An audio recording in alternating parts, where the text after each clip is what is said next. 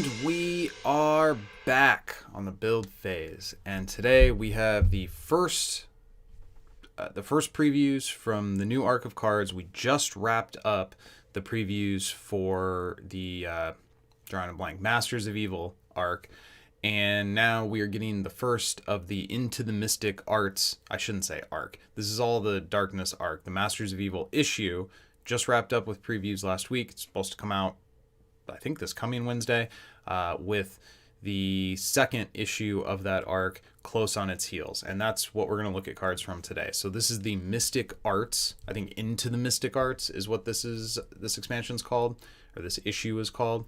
So let's click through and let's take a look at what we got going on today. More previews for the Darkness and Light arc. There we go. Not Darkness, it's Darkness and Light. And this is going to feature various forms of darkness and light throughout the Marvel Universe. This is a first 55. Ooh, all right. Well, we're starting here with a banger, I guess. Okay, Dormammu. Well, maybe not a banger. A 067. Okay, so Dormammu can cast energy spells. So energy spellcaster. I'm not sure I know what that means. At the end of your turn, Dormammu gains 1 XP for each location on your side with a energy symbol. Okay. All right, so spellcaster is a new type of power that's starting here in the Mystic Arts issue. There's intellect, might, skill spellcasters, as well as energy spellcasters like Dormammu. So I think the 4 basic powers, the yellow, green, red, blue, are all going to get spellcasters, whatever that means, in this issue. That's the way it sounds to me, that all 4 of these type, but I mean, who knows? We'll see. Either way, the mechanic is being opened up for the original 4 types of resources, or the 4 types of energy resource. What do we call these? When you pay yellow, that's a location, whatever. So let's look at this plot twist. So one of a kind. You can only have one of these in your deck. It's a blue spell. As an additional cost to play this, a blue spellcaster on your side has to pay a blue. Combat, put 5 -1 counters on an enemy character. Okay, so this is like a slightly better latent mutation that only specific characters can use.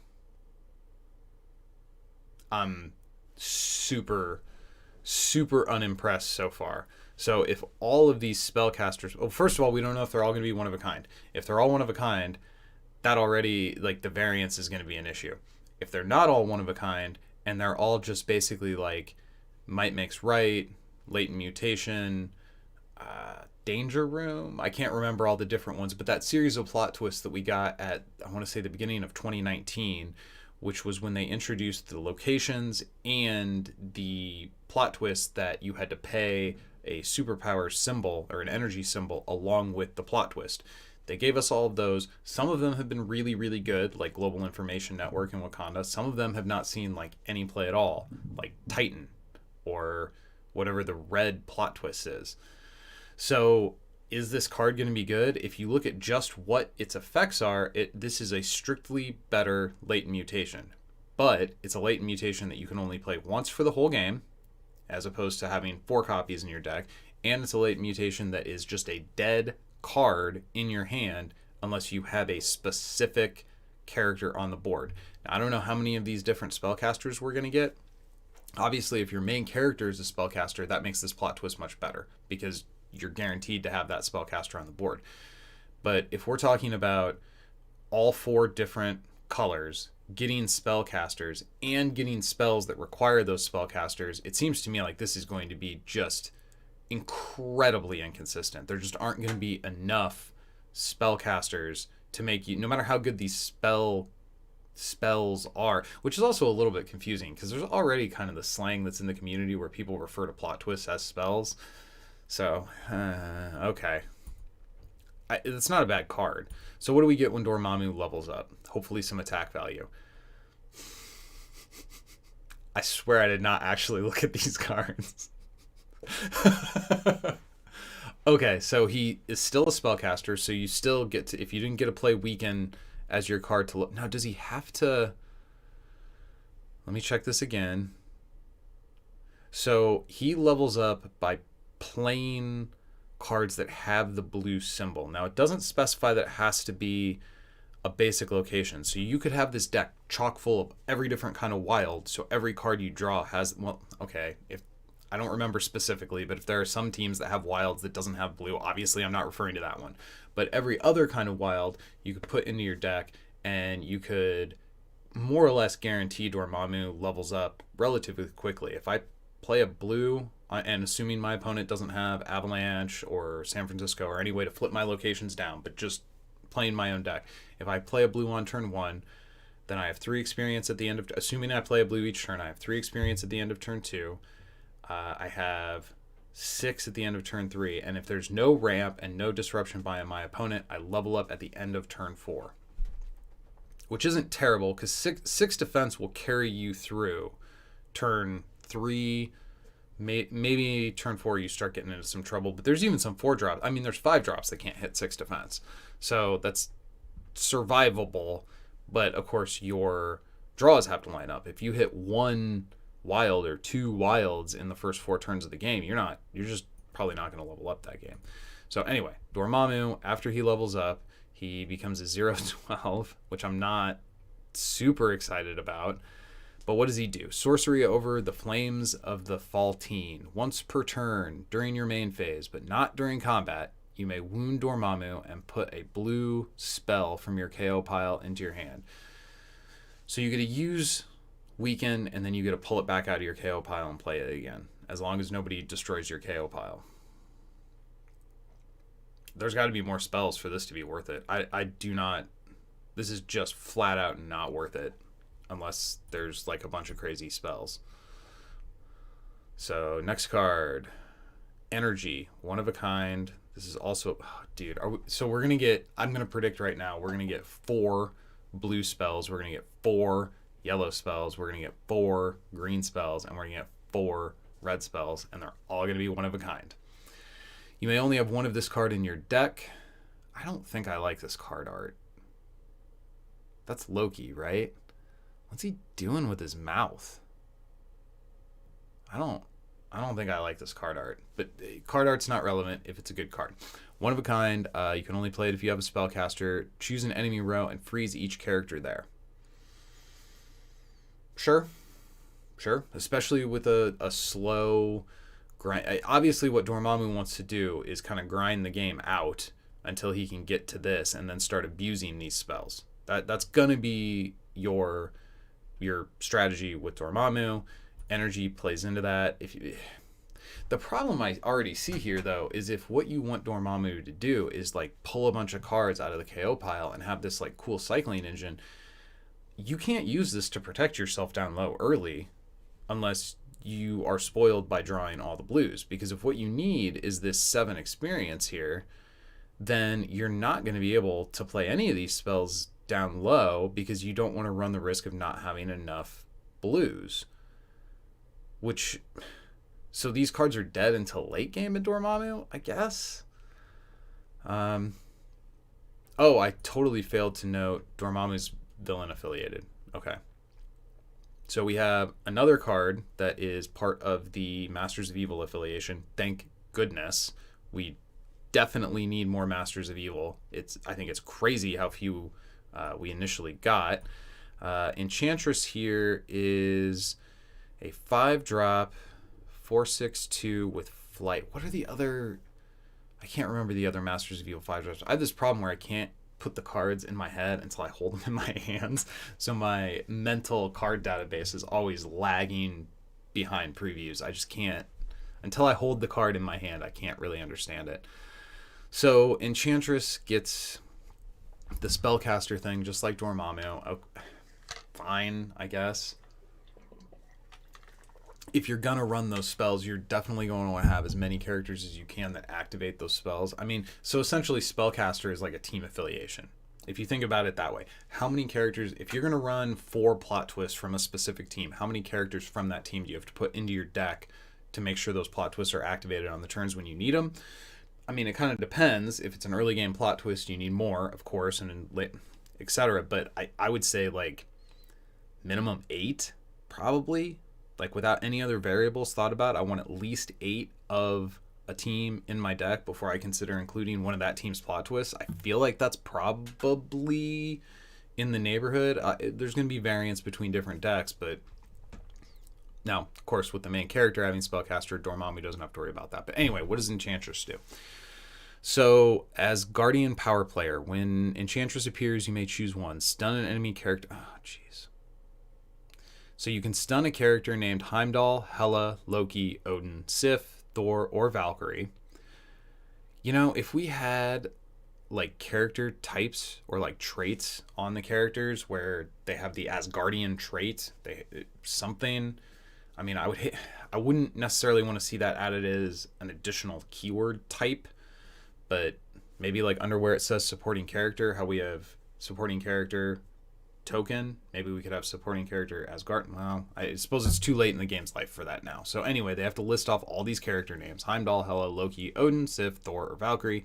You can put 3 or so you can stun one of those characters or put 3+1 counters on a character on your side with one of those names.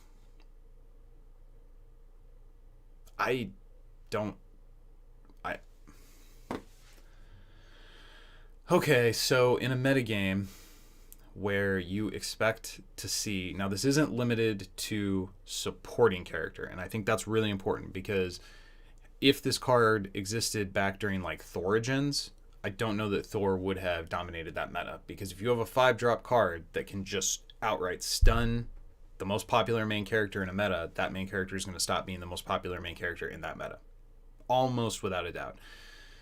So this card is maybe a few years too late for its ideal play. I don't think we're ever going to go back into a world again where Thor is the most played main character. Valkyrie certainly has seen some play. The rest of these characters, as far as either don't have main character versions or don't have main character versions that I think you run a targeted stun 5-drop.